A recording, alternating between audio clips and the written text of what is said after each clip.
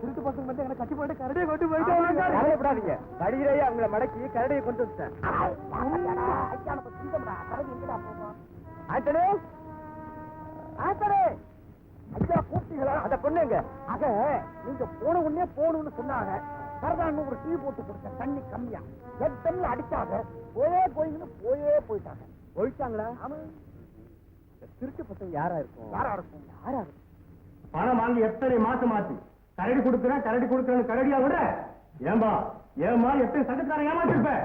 அப்படிலாம் நினைக்காதீங்க முதலாளி. இந்த ஃபயரோட கொஞ்சம் மிரண்டானுங்க, இல்லைன்னா கரடியோட வந்திருப்பேன். கவலைப்படாதீங்க. அடுத்தோட வரும்போது போலீஸோட வருவேன். காசு இல்ல கரடி ஞாபகம் வச்சுக்கோ. நான் வரேன்.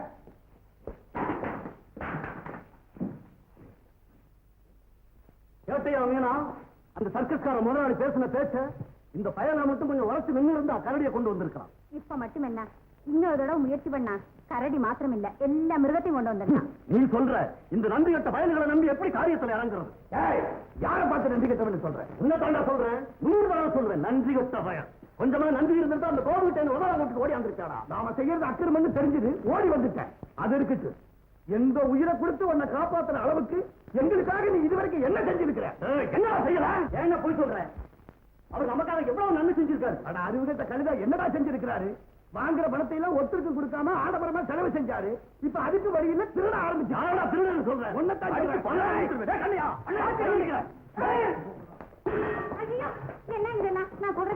நீ பொம்பளை இத தலையிடாத. நீனா அவங்கிட்ட உனக்கு என்ன பேச்சு? ஐயா விரப்பல் இருக்காரு, வெளியே போனார். நான் தோத்துக்கு லாட்டி அடிப்பாரு. யாரு? நான் போன விற்பாரு. நீதான் லாட்டி அடிக்க போற. இந்த உடம்பு உழைச்சு உரமேறி போனது. ஒருத்தர் தயவு இல்லாம வாழ தெரியும் எனக்கு. ஐயோ அவரை கூப்பிடுங்க, நம்மளை காட்டி கொடுத்துட போறாரு. யார பார்த்து அந்த வார்த்தை சொல்ற? அந்த எங்க பரம்பரையிலேயே அதை காட்டி கொடுக்கிற பழக்கமே கிடையாது. வர்ற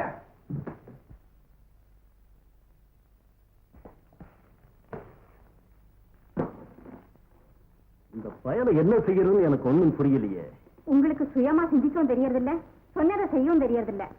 கடந்து போனதை பத்தி கவலைப்பட்டு என்ன பிரயோஜனம்? நடந்ததை பற்றி கவலை இல்லை. கவலைப்படாதீங்க.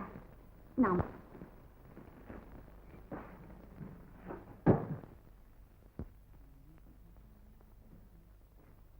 செங்கண்ணா அப்பா கடிதம் போட்டிருக்காரு. சர்க்கஸ்காரங்க யானை குட்டி வேணும்னு ரொம்ப தொந்தரவு கொடுக்குறாங்களாம். நம்ம தான் பிடிச்சு வச்சிருக்கோமே தாயும் குட்டியும், அதுல குட்டி மட்டும் பிரிச்சு அனுப்பிச்சுட்டா அதுதான் நடக்காது. என்ன சொல்ற கோபு? இப்போ தாய் யானை கிட்ட இருந்து குட்டியை பிரிக்கிறது ரொம்ப சிரமமான காரியம். அப்படியே பிரிச்சு கொண்டு வந்தாலும் அதோட தாய் நம்ம சும்மா விடாது. என்ன மிருகங்களுக்கு கூட அவ்வளவு பந்தபாசம் இருக்குமா? வேடிக்கையா இருக்க. வேடிக்கையில கோபு, உண்மையத்தான் சொல்றேன். மிருகம்னு நீ சாதாரணமா சொல்லிட்ட. ஆனா அதுகளுக்கு இருக்கிற ஒத்துமை, பந்த பாசம், அறிவு சில மனிதனுக்கு கூட கிடையாது. மனித மறக்கும் சுபாவம் உள்ளவன். ஆனா மிருகமோ தனக்கு கெடுதல் செஞ்சவங்களை மறக்காம காத்திருந்து பழிவாங்கும் சுபாவம் உள்ளது. அதனால தான் சொல்றேன். அது இருக்கு சங்கனா, எப்படியாவது யானை குட்டி அனுப்பி ஆகணுமே. அதுக்கு நீதான் ஒரு வழி சொல்லணும். சரி, பிரிக்கிறதுக்கு ஏற்பாடு செய்யறேன். அது சமயத்தில் நீயும் கூட இருந்து பாரு. அப்பதான் நான் சொன்னதெல்லாம் புரியும். For more updates, like, comment, subscribe to our channel.